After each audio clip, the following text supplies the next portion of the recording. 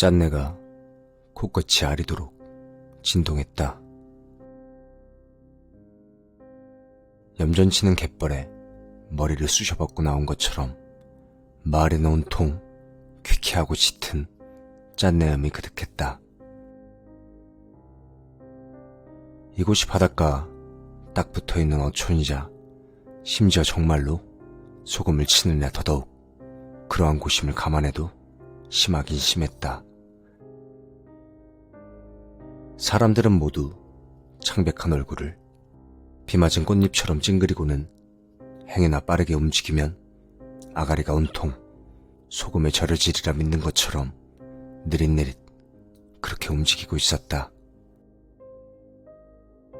오래도록 입은 흰옷이 그러하듯 저절로 나염되고 다른 기색이 낡은 지붕마다 파도처럼 쌓여있는 가운데 대려본 한가운데를 가로지르는 것은 눈을 불태울 것처럼 시뻘건 옷의 여자였다. 마을 이장이 마치 고목나무 맴처럼 그렇게 달라붙어 그녀에게 쏘사기고 있었다. 아니 글쎄 정말이래도요. 그때 그 시체를 걷어올리고 난 다음부터 이렇게. 알 것 같소. 괜한 오지랖에 흉한 것을 불러들였구만.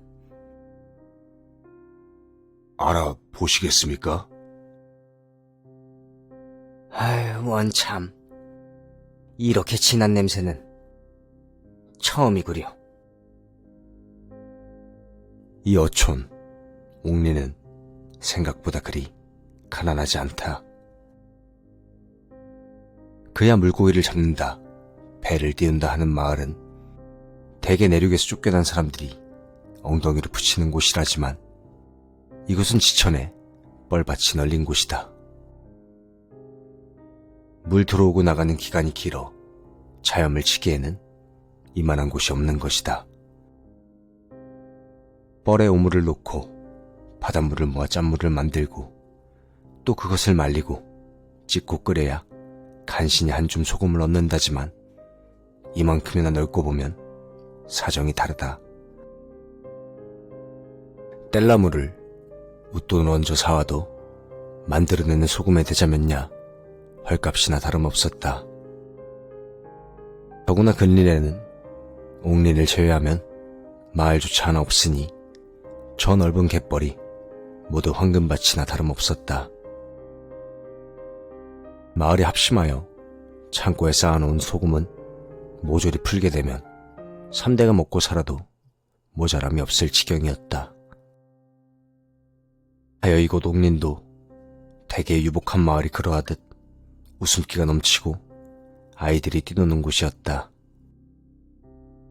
처녀들은 외지에서 사온 형형색색의 옷감에 자수를 놓으며 시집갈 날만을 기다렸고 청년들은 아비를 따라 함수를 모으고 바닷물을 끓여 금을 빚었다. 근방지역에서 제일이라는 소문을 듣는 옥린소금은 한 대를 팔면 쌀 3섬을 살 수 있었고 풍족한 생활은 곧 마을 자체의 활력을 불지폈다. 이웃 간의 정이 넘치고 굽는 이 없이 지내니 이곳이 곧 극락인가 했다. 물론 그날이 오기 전까지는. 슬슬 마을의 인구가 불어나니 소금밭을 늘리자는 얘기가 나온 것이 그것이 화근이었다. 마을의 소금과 그 수익은 공동으로 관리하니 다같이 함수 오물을 놓을 곳을 찾으러 간 것이었다. 그리고 그 가운데 장씨라는 사람도 있었다. 그는 남달리 선량했고 성실하였으며 어른께 공경하는 일도 소홀한 적이 없어 평판이 좋은 사람이었다. 그런 장씨가 새로이 뻘밭을 헤매다 찾은 것은 어떠한 휜천이었다. 물가의 잡쓰레기가 떠내려오는 일이야 드문 일도 아니지만 진창이나 다름없는 그런 뻘밭에 하얀 천이 눈에 띄지 않을 리 없었다. 묘한 호기심이 장씨를 추근댔다. 저고리 옷걸음인가 하여 당긴 얇은 휜천은 당기면 당길수록 갯벌에서 자라는 풀처럼 쑥쑥하고 솟았다. 한 자, 두 자, 세 자. 이제는 이것이 당최 무엇에 쓰이는 것인가 궁금해서 멈추기가 어려웠다. 그리고 마침내 턱하는 손맛과 함께 천이 올라오는 것을 멈췄다. 바닷물이 밀려나 좀 마른 뻘을 손으로 조금씩 파헤치자 천과 연결되어 있던 것은 뱃머리 폭이 꼭 장씨 몸통만한 얇고 작은 뱃머리였다. 간혹 먼 바다에서 뒤집힌 것이 무슨 조화인지 이런 곳으로 흘러들 때가 있다. 아마도 뱃머리에 기라라고 써놓은 천이 풀려 일이 되었나 생각할 때쯤 장씨는 뱃머리 반대편에 휜천도 턱하고 걸리는 느낌을 받았다. 이번엔 무언가 건질까 싶어 조금 더 과감하게 갯벌을 헤친다. 오래도록 소금물 끓인 일을 한 장씨의 팔 힘은 여간한 문놈들과는 격이 달랐고 산머리라도 된 양 뻘은 금세 흙을 뱉어냈다. 마침내 장씨의 손이 무언가에 닿았다. 흙이 허물어지며 모습을 드러낸 것은 어떤 인형이었다. 어찌 보면 곶감 같기도 했다. 한때는 축축한 채 살점을 가지고 있던 것을 말려 피리고에 상접하게 했다가 물에 부어놓으면 꼭 저런 모양이 될 것 같았다. 뻘흙을 덜어내고 아무리 봐도 새까맣게 탄 피부. 생전에 메마른 것인지 나뭇가지처럼 간단한 팔뚝은 죽은 뒤에 염장한 것처럼 쪼글쪼글하게 젖어 있었다. 장씨가 저도 모르게 발버둥치며 밀어낸 흙더미 사이에서 빼꼼하고 고개를 내민 것은 팔 주인의 얼굴이었다. 그의 깨깨마른 팔뚝처럼 뺨 밑에 그늘을 들이운 시체는 쪼글쪼글한 눈을 짝 감은 형상이었다. 장씨는 당장에 그 사실을 주변을 탐색하던 마을 사람들에게 곧장 알렸다. 어쩌면 먼 바다에서 항해를 하다가 죽었으리라 여겨진 시체는 장정 서너시 코와 입가에 천을 두른 채 끄집어냈다. 그 깡마른 몸뚱이는 놀랍게도 진흙 뻘밭에서도 한 점 잃어버린 일 없이 모두가 꺼내어졌다.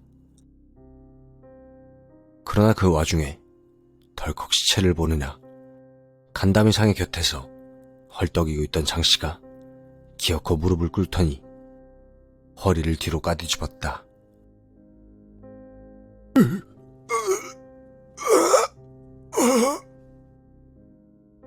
이보라, 정신 차려! 입고 있던 옷이 갯벌의 흙에 진창이 될 만큼 나뒹굴던 장씨는 결국 자신이 파낸 시체터 옆에서 숨이 끊기고 말았다. 애통한 마음, 갈 길이 없어 사람들이 장씨의 시체를 끌어안고 그렇게 울고 있었는데 순간 어느 노인이 기겁하며 주저앉았다. 저거 어디 갔느냐? 사람들이 비통한 와중에도 놀라서 고개를 돌리자 놀랍게도 방금 꺼낸 뻘밭의 시체가 자취를 감춘 게 아닌가. 파묻힌 배와 이어진 휜천이 짐승 이빨로 물어뜯은 양 거칠게 찢겨져 나부끼는 뒤로 죽은 이는 온데간데 없이 시체가 있었던 자리로부터 육지까지 긴 발자국이 나 있었다. 마치 방금 전까지 죽어있던 시체가 벌떡 일어나 공중공중 마을로 내달린 것처럼. 불길한 징조 앞에서 마을의 분위기가 극도로 위축되었다. 가엾게 죽은 장씨의 장례를 치르는 와중에도 사람들은 종종 두려운 눈으로 사위를 살피곤 했다. 거기에 더욱 박차를 가한 것은 실제로 그 일을 목격한 자가 점차 숫자를 늘리고 있다는 점이었다. 밤중에 어르신들 야참을 챙긴다며 부뚜막에 홀로 나온 안악이 불을 돋구고 있는데 갑작스레 그 인형이 나타나더란다. 아직 어두울 때 혼자 뒷간에 가지 못하는 막내똥인가 싶어 뒤를 돌아보자 껑뚱하니 큰 키에 부지깽이처럼 메마른 팔다리를 휘적거린 시체가 불숲 속을 사사사하고 네 발로 달리더라는 것이다. 그 모습을 보고 뒤로 넘어간 그 여인을 시작으로 점점 많은 사람들이 그놈을 목격했다. 말린 배처럼 쭈그러든 머리에 처진 실뭉치 같은 머리카락을 달고 어둠 속을 휘젓고 다니는 시체의 소문이 사람들의 등허리를 훑었다.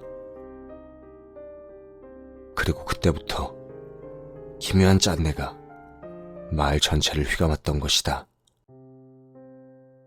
아주 오래도록 젖게 내버려둔 진창의 물처럼 귀쾌하고 썩어가는 짠내였다. 행여나 숨을 크게 들이쉴 적이면 당장 간장과 비장을 쏟아낼 것처럼 거칠은 기침을 하게 만드는 그런 냄새. 바깥 일을 하고 돌아온 사내들의 목에는 전에 없이 소금기가 띠처럼 둘러졌다. 마을은 불안에 잠겼다.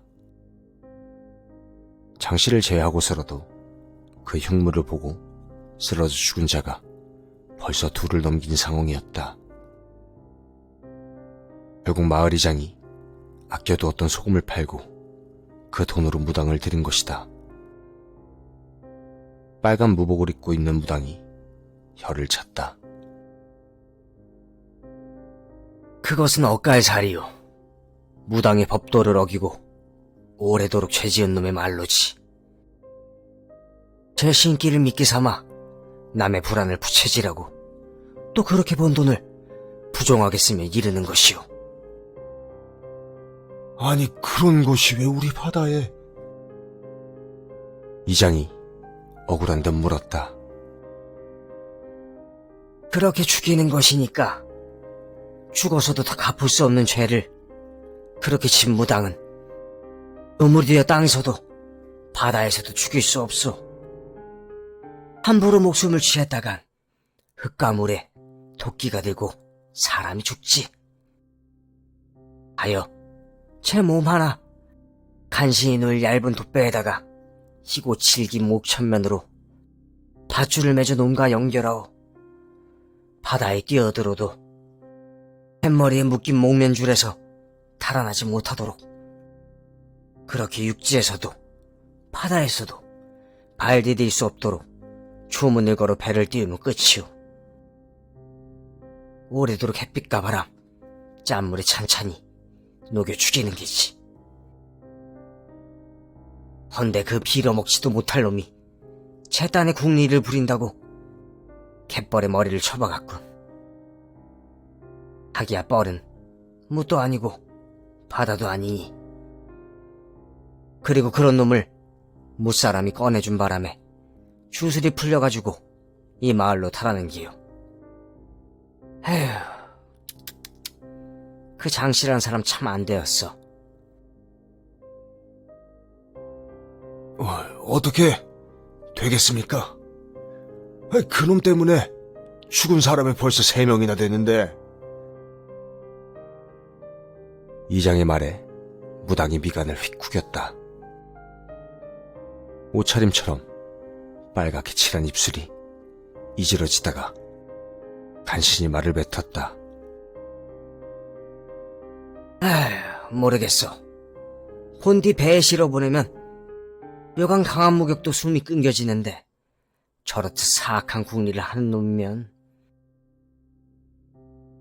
무당은 마을에 도착하자마자 빈집에 자리를 잡았다. 죽은 사람 가운데 한 사람이 살던 곳이었다.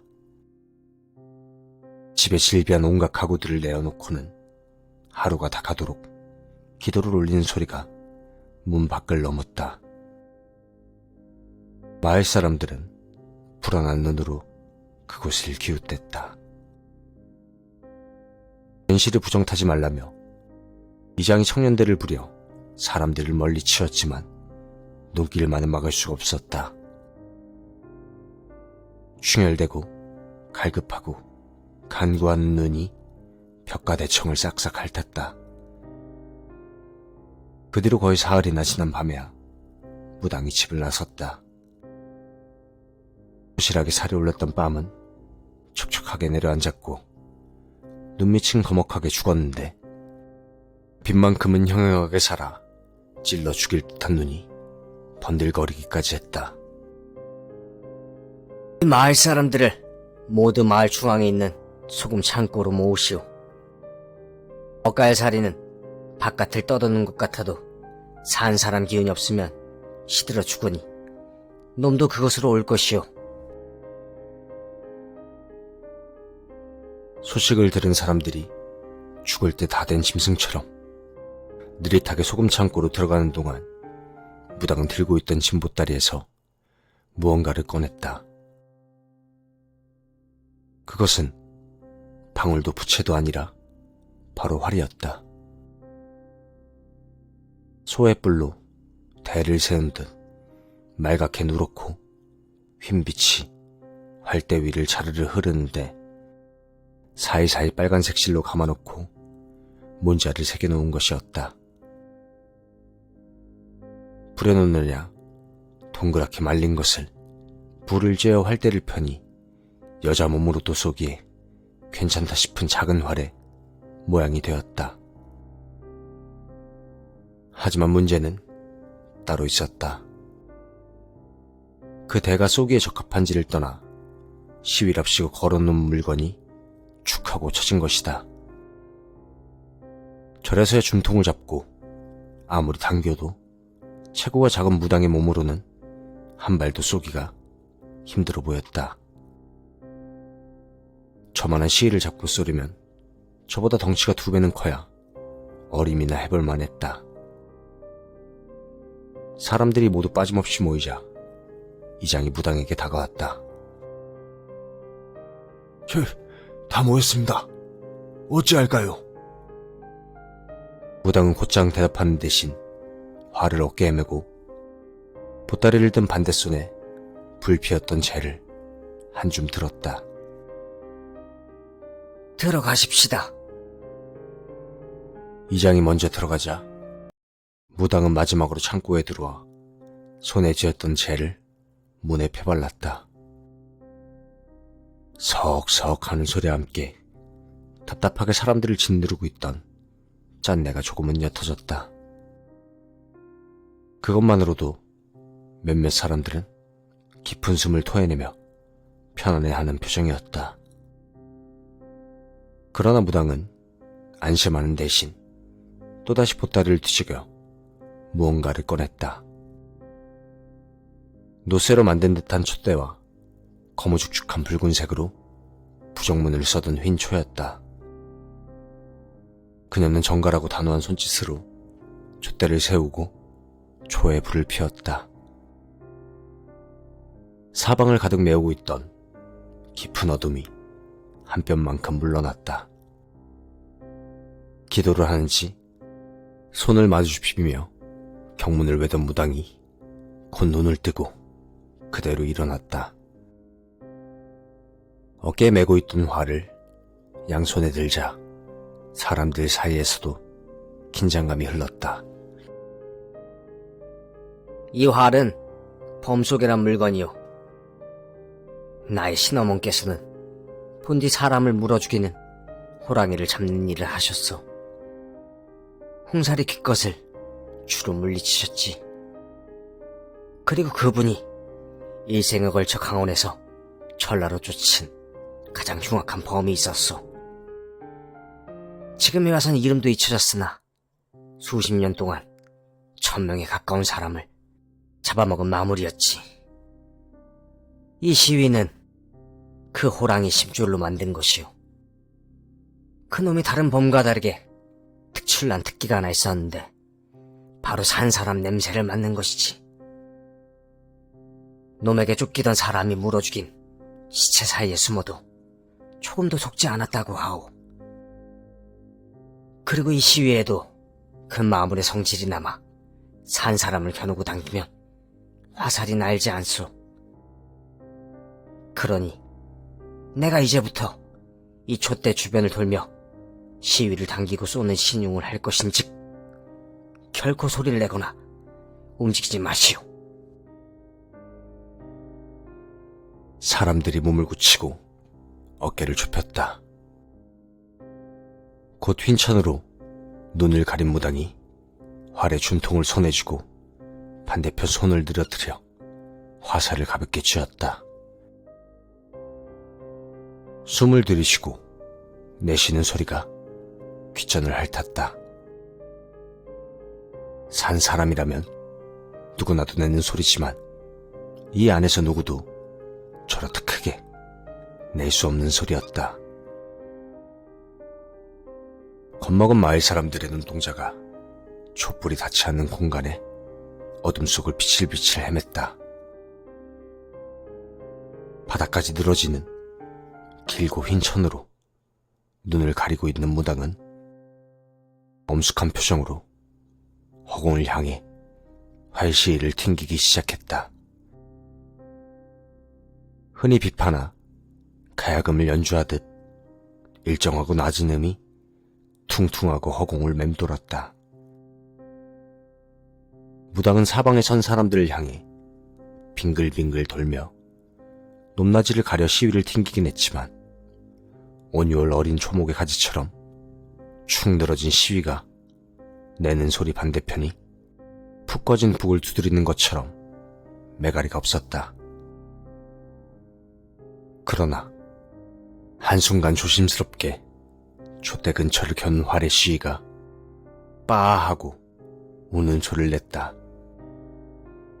늘어져 있던 활대가 팽팽하게 힘을 받는 소리였다. 이놈! 지극히 숙련된 모인을 할 법한 솜씨로 활을 당긴 무당이 불을 토해내듯 소리쳤다. 숨을 들이키는 순간에 반의 반으로 나눈 듯한 창졸간에 꼬리끝이 붉게 칠해진 촉없는 화살이 한껏 당겨진 시위 끝에 얹히고 쏘아져 날아갔다. 이장의 눈에 짧은 거리를 자맥질하듯 힘껏 몸을 뒤채는 살이 일렁일렁 불타고 있던 초심지에 끄트머리 정확하게 꿰뚫는 것이 그대로 보였다.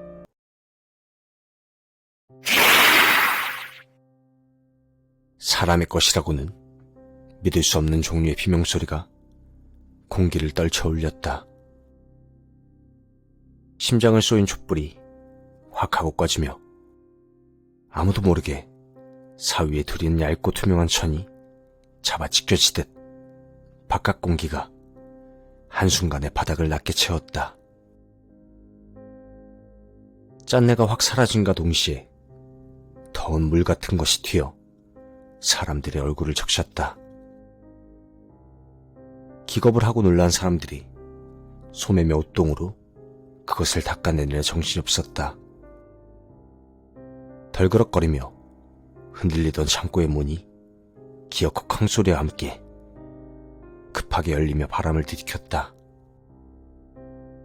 마을 사람들의 눈동자가 비명이 터진 곳을 바라보자 거기에는 마치 썩은 짐승 시체처럼 쪼그라든 고깃덩이가 화살에 꿰뚫려 꽂혀 있었다.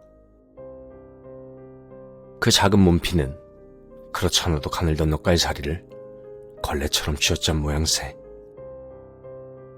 아닌 게 아니라 그 근처에 있던 마을 사람들은 썩은 핏물 같은 것을 뒤집어 쓴 상태였다. 그러나 사람들이 더욱이 놀란 것은 엇갈살을 쏜 무당을 보고 나서였다. 앞발이 장정 몸통만한 거대한 짐승의 발톱에 찢기듯 가슴이 터져나간 무당은 시의가 끊어진 활대를 부여잡고 숨을 거둔 채였다. 마치 화살을 쏘아낸 순간 마주 가슴을 핥혀진 것처럼 아름답던 활대도 그 중간이 푹 꺾여 있었다. 그리고 그 뒤로 마을은 평화를 되찾았다. 이를 해결한 무당의 위에는 수습해서 고향에서 보내고 시신을 받은 신하들에게 훌륭한 일의 값을 충분히 치렀다. 소문은 곧 사라지고 사람들 사이에선 어쩌면 공공연한 헛것이나 본 게 아닐까 싶을 만큼 마을은 정상으로 돌아왔다. 그러나 가끔, 아주 가끔 마을 외지에는 새로운 소문이 돌았다. 그 전까지는 맛도 좋고 훌륭하던 옥린 소금이 조금 변했다는 것이다. 맛도 모양도 그 값도 변하지 않았지만 간혹 그 소금에 밥을 해먹으니까 이유도 없이 미쳐버리게 된다는 뭐 그런 소문이었다.